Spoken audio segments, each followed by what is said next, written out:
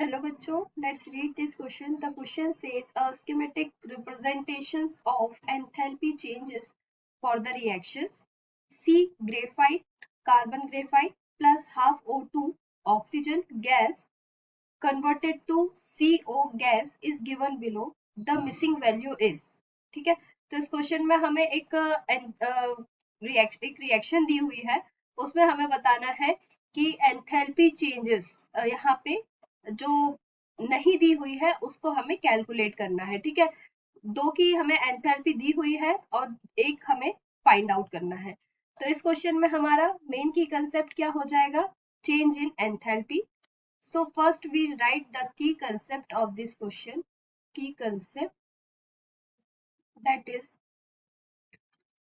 change in enthalpy. Change in enthalpy, which is denoted by del H. ठीक है, अब हम यहाँ पे डायग्राम ड्रॉ कर लेते हैं। जो हमें रिएक्शन दिया हुआ है उसके अकॉर्डिंग अगर हम देखें तो ये हमारा कार्बन है प्लस O2 प्लस गैस। ठीक है, O2 जो है वो क्या है? गैस है। ये प्रोसेस हमारी 3 स्टेज में हो रही है। ठीक है, तो 3 स्टेज में है, हम इसमें देख सकते हैं। फर्स्ट का ये एंथैल्पी एक इसका हमें दिया हुआ है, कितना है? 393.5 kilo joule minus 393.5 kilo joule. दो दिए हैं, एक हमें कैलकुलेट करना है। ठीक है, एक हमने यहाँ पे ये लिख ली है वैल्यू, ये वाली हमें कैलकुलेट करना है। और इसमें क्या है? CO plus half O2 react कर रहे हैं इस स्टेज में। यहाँ की एंथैल्पी हमको कैलकुलेट करना है। और ये है थर्ड, इसकी वैल्यू गिवन है हमें 283.0 किलो जूल। ठीक है, तो इसको हम फर्स्ट नंबर दे देते हैं, इसको सेकंड, और ये है हमारी थर्ड। ठीक है, अब अगर हम बात करें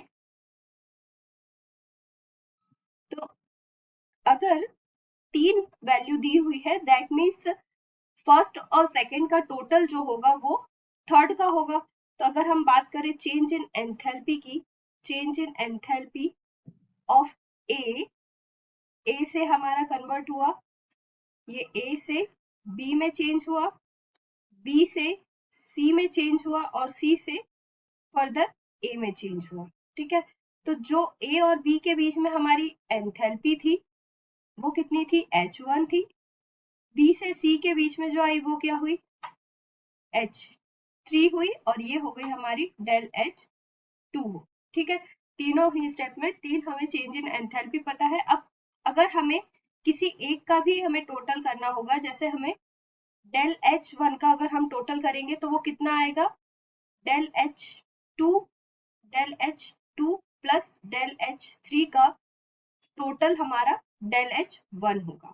ठीक है, तो अगर हम यहाँ पे देखें del H1 equals to del H2 plus del H3, तो H1 की हमें एंथैल्पी गिवन है। हम यहाँ डायग्राम देखें तो ये हमारे डेल H1 की वैल्यू है, डेल H1 की वैल्यू है। डेल H2 की वैल्यू हमें कैलकुलेट करना है, ये डेल H2 है। और डेल H3 की वैल्यू हमारी ये दी हुई है 283.0 किलो जूल।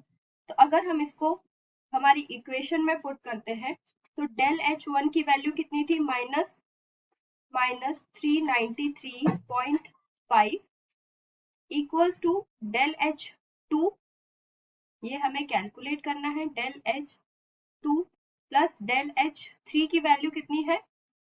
283.0।